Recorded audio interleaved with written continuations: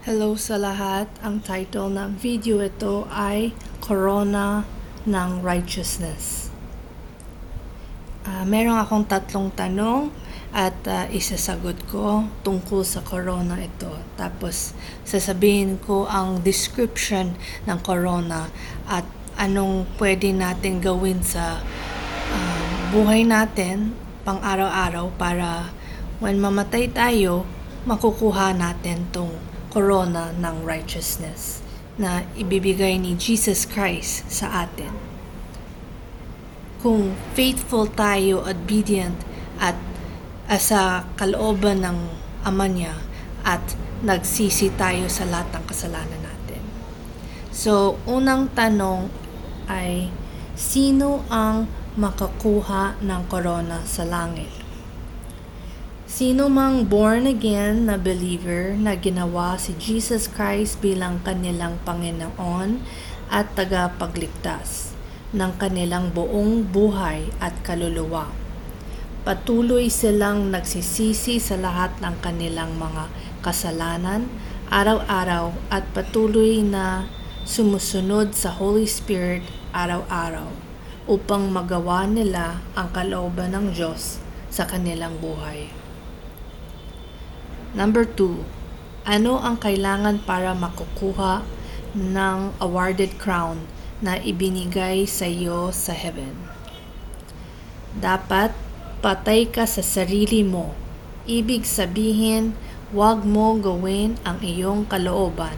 Ngunit sa halip ay 100% ka nagpapasakop sa kalooban ng Diyos at sinusunod mo siya araw-araw hanggang sa iyong huling hinga sa mundo. At number 3, ano ang pakinabang sa pagkakaroon ng corona?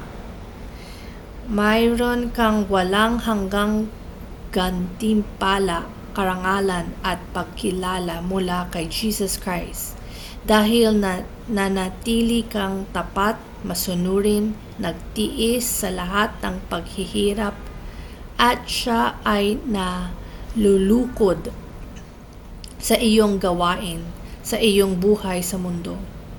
Ang corona ay kumakatawan sa perpektong kagalakan, autoridad na maghari kasama ni Jesus Christ upang luwahatiin mo siya. So, itong good description ng corona ng righteousness.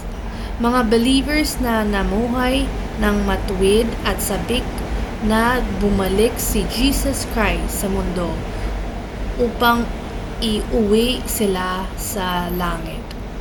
So for example, nagpatuloy sila sa pagsisi sa lahat ng kanilang mga kasalanan at piniling sundin ang araw-araw na kalooban ng Diyos sa kanilang buhay.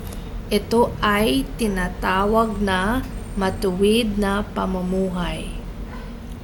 Nakatuon sila sa langit bilang kanilang sukdulang tahanan, hindi dito sa mundo.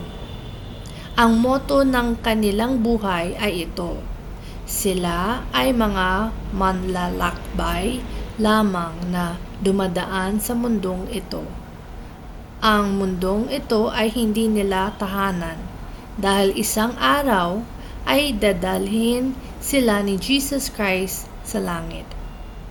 At sila ay namumuhay ng isang buhay na nagpahayag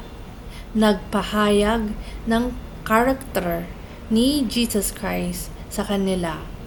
Ay ibig sabihin na sila ay nagpakita ng patuloy na fruits of the Holy Spirit sa kanilang pang-araw-araw ng buhay nila. So, yun ang message tungkol sa corona ng righteousness. So, ito ang end of the message. May Jesus Christ bless you.